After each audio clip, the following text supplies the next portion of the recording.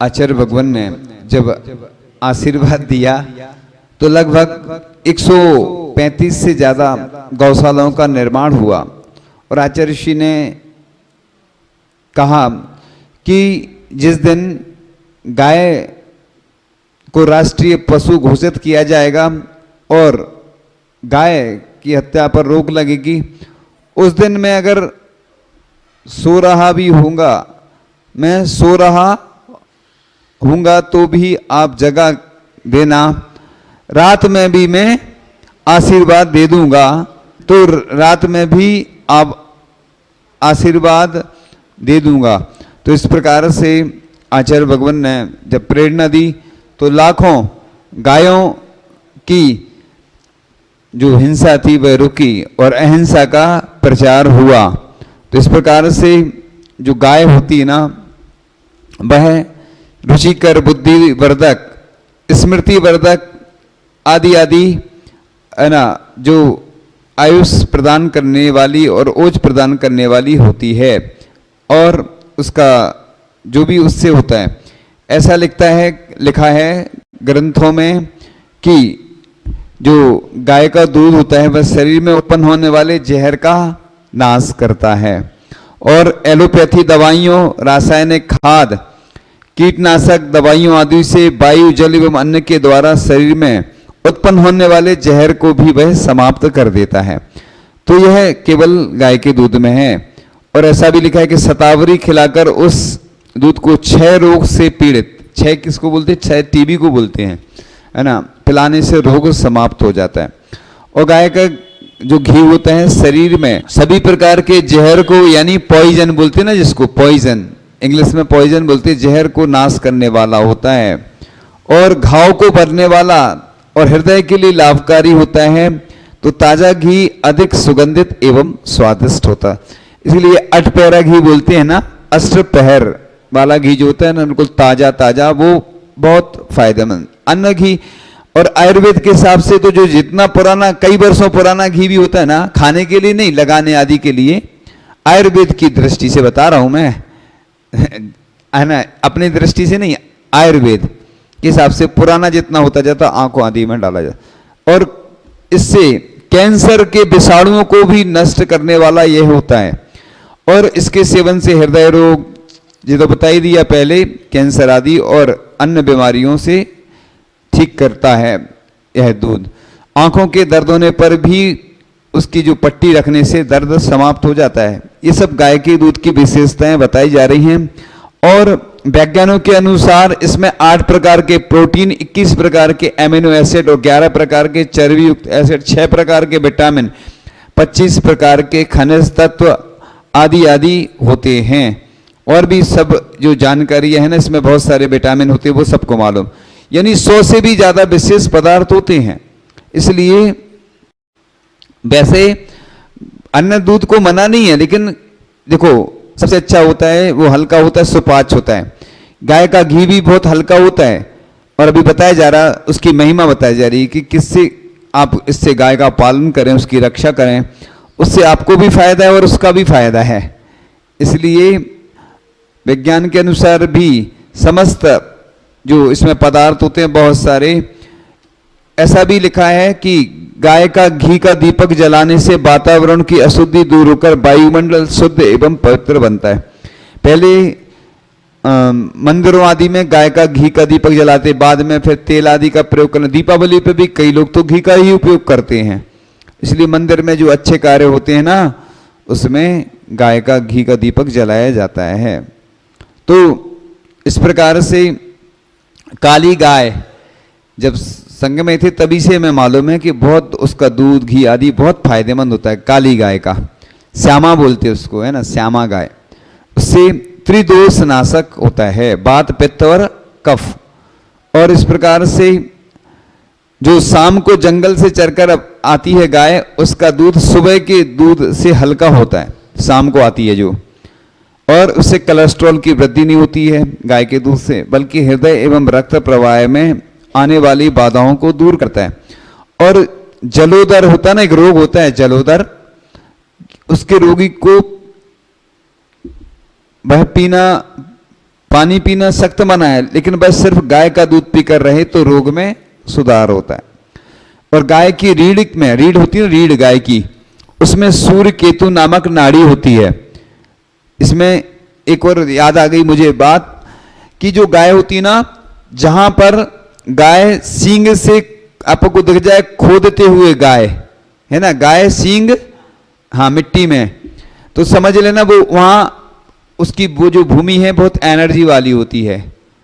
हम बीनावारा में जब सुबह सुबह जाते थे तो देखते थे एक स्थान पर गाय ऐसा करती थी, तो ये लिखा है। ऐसे ही सूर्य के प्रकाश में जागृत होती है, इसलिए गाय सूर्य के प्रकाश में रहना पसंद करती है। और सूर्य केतु नाड़ी के जागृत होने से स्वर्ण के रंग का वह एक पदार्थ छोड़ती है। इसी कारण गाय के दूध का रंग कैसा होता है? पीला होता है। और घी स्वर्ण के रंग का होता है, जो सर्व रोग नाशक और विष विनाशक होता है। विष विनाशक होता है यानी गाय का घी, उसमें सोना होता है, सोना गोल्ड, इसलिए पीला कलर होता है उसका। अब इसका जो दूध होता है ना, वह मांस पेशियों आदि के दर्द एवं हड्डी की चोट में भी फायदेमंद होता है। चांदी के प्याले में गाय का दूध जमा कर उसका ताजा दही आदि खिलाने से संतान विकलांग और मंदबुद्धि संतान नहीं होती है ना। और 4 बूंद गाय के घी से 90 से अधिक रोगों का उपचार विशेषज्ञ बताते हैं। ये जो बिंदु हैं बहुत सारे ग्रंथों से तैयार हुए हैं। दो बूंद जो होता है ना गाय का घी, गुनगुना घी नाक में डालने से अद्भुत लाभ होता है। इस प्रकार से सिर दर्द हो, कान दर्द हो, आंखों के रोगों में आदि आदि एलर्जी में स्मरणीय शक्ति भी बढ़ाता है। उससे जो दूध को पीने से थायराइड भी नहीं होता है, क्योंकि गाय के दूध में थायराइड ग्लैंड का अंश भी मिलता है, जिससे शरीर में स्फूर्ति आती है।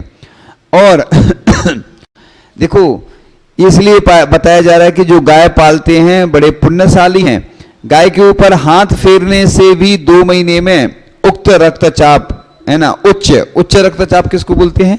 ब्लड प्रेशर है ना। उच्च माने क्या होता है? हाई ब्लड प्रेशर बिल्कुल ठीक हो जाता है। अब जो गाय का दही होता है उसमें पाचन शक्ति में वृद्धि करने वाली और आदि आदि की शक्ति होती है। जो छाछ होता है ना, इसलिए संलिगना के समय छाछ क्यों लिया जाता है? क्योंकि छाछ माने होता है कि जो दही होता है ना उसको मत करके जो बनाया जाता है वो निर्विकृति कहा है। उसको क्या कहा है?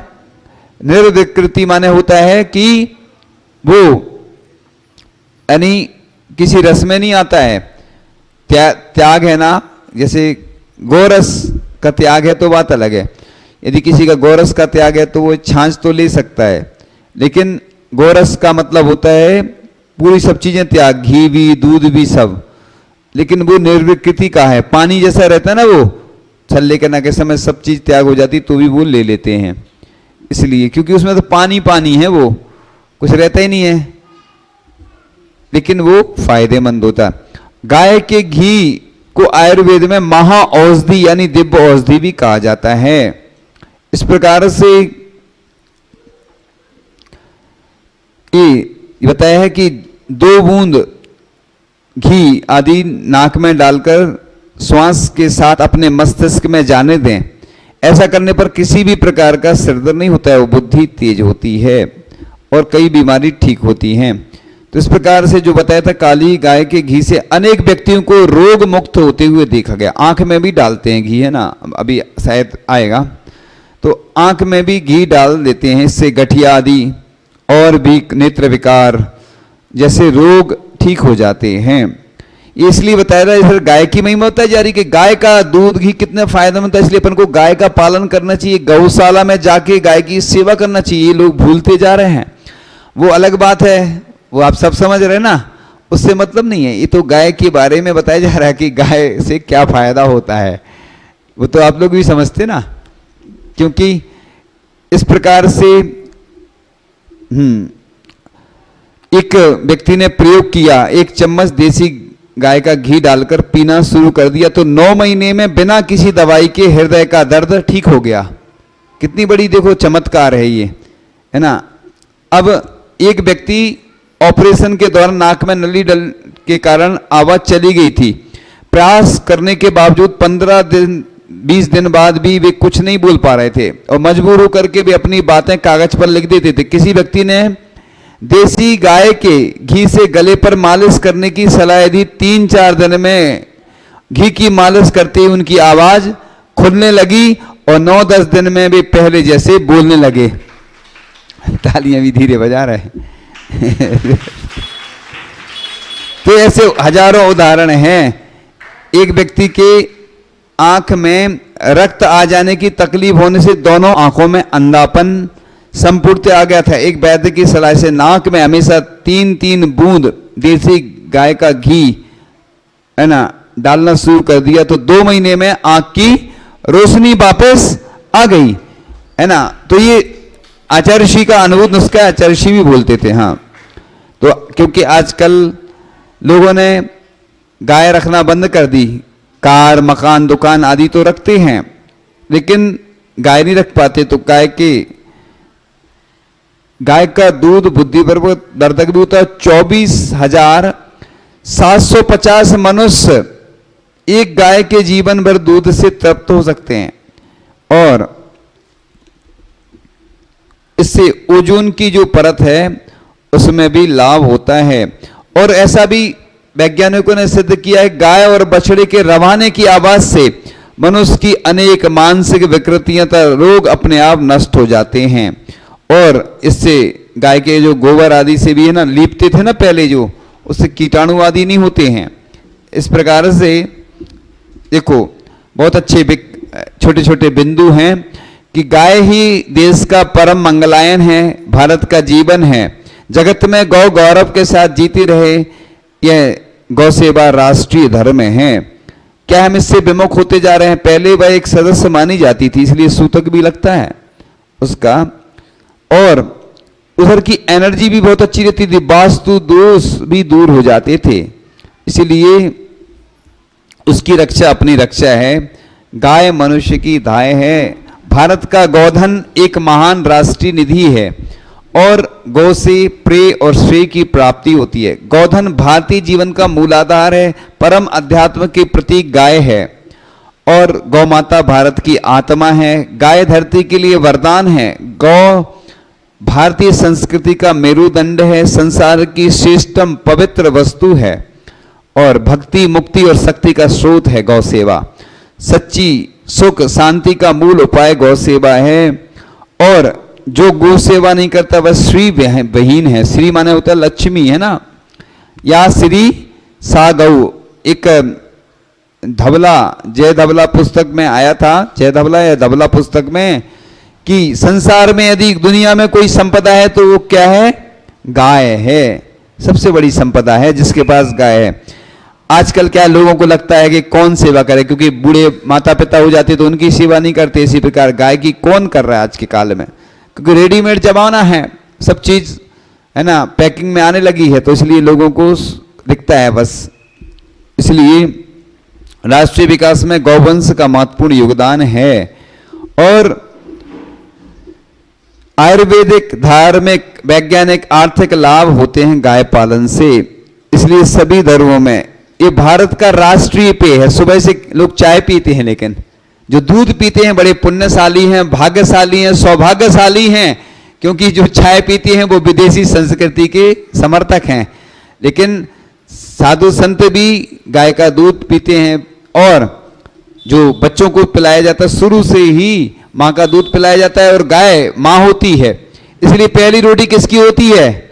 गाय की होती है। सबसे पहले गाय की रोटी, गाय को एक रोटी जो पहली निकालते हैं ना जो बनती है वो गाय का हिस्सा होती है। पूरे भारत में एक ऐसी व्यवस्था होना चाहिए मंदिरों आदि में, संस्थाओं में, कि एक स्थान रख के निश्चित और जो बचा हुआ भोजन है वो गायों के लिए भेजना चाहिए, है ना। इससे क्या होगा कि उन गायों की रक्षा होगी, उनके लिए भोजन मिलेगा, उसके प्रति हमारी आस्था जागृत होगी। तो इस प्रकार से गौ के बिना घर बंधु सून है, गाय बिना ताज के महारानी है। मानव उन्नति गौरक्षा पर ही निर्भर है। गाय सुख समृद्धि की जननी है, दम है जब तक दया करो। तो जिसके पास प्राचीन काल में ज्यादा गायें होती थी वह संपत्तिशाली माना जाता था। धार्मिक एवं पारमार्थिक दृष्टि से भी प्रति घर में गाय अवश्य पहले रखी जाती थी। अगर आज नहीं रख पाते हैं तो एक समूह बनाकर, छोटे स्थान बनाकर शहरों में, नगरों में बना सकते हैं जहां पर गौशालाएं हैं, वहां पर भी ऐसी गायों को रखें। अपन इधर उधर से दूध लेते हैं, वो मिलावटी दूध मिलता है, कैसा मिलता है, तो कम से कम उधर व्यवस्था तो हो सकेगी, दूध मिलेगा शुद्ध और उन गायों का भी पालन होगा। गौशालाओं में भी दुधारू गाय रखी जाएं जिससे कि वो अच्छी व्यवस्था बन सके।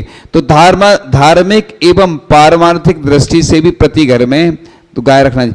कोढ़ आदि महारोगों के लिए गाय का दूध एकमात्र अनुभव सिद्ध औषध है। तो इस प्रकार से पहले ऐसा कहा जाता था कि घी से भरा घड़ा लाओ और उसी से घी परोसो। इतना घी देख के लोग घबरा जाएं आज के, तो है ना, घड़ा दिखा दो तो उतना, तो हृदय रोग और पांडु रोग लाल रंग की गाय के दूध से दूर होता है। पहले बड़े बड़े गौ महोत्सव होते थे, है ना, और जिनमें श्रेष्ठ गांव के पीछे 100 ग्वाले, 100 दुहने वाले एवं 100 मनुष्य दुग्ध पात्र लिए चलते थे। प्रचुर दूध देने वाली गायों का उस समय इस रूप में सम्मान होता था। रोगी के उपयोग के लिए गाय दान की प्रथा थी। तुझे उत्तम गौ प्राप्त हो, यह कहने की प्रथा थी। राजा गौओं पर कर भी इसलिए लेते थे जिससे भी अपने राष्ट्र में गोधन की वृद्धि कर सकें। तो धर्मशास्त्र तो गोधन की महानता और प्रधानता का वर्णन करते ही हैं, किंतु भारतीय अर्थशास्त्र कौटिल्य शास्त्र में गौपालन और गौरक्षण का विस्तृत विवरण मिलता है। इस प्रकार से पूर्व काल के राजा सब धनों में गोधन को ही सर्वश्रेष्ठ मानते थे। इसलिए भारत के सभी डॉक्टर, वकील, ग्रंथकार, पत्रकार, सामाजिक नेता, सर्विसमैन, बिजनेसमैन, धार्मिक कार्यकर्ता गाय के पालन में लग जाएं तो बहुत बड़ी क्रांति आ सकती है। तो क्योंकि अब गाय का दूध होता है जन्मे हुए बच्चे से लेकर मरण पर्यंत तक, है ना, रोगी के लिए बहुत उपयोगी होता है। इस प्रकार से गाय के दूध के बराबर बलशाली और हितकारी कोई भी अन्न पदार्थ इस संसार में नहीं है।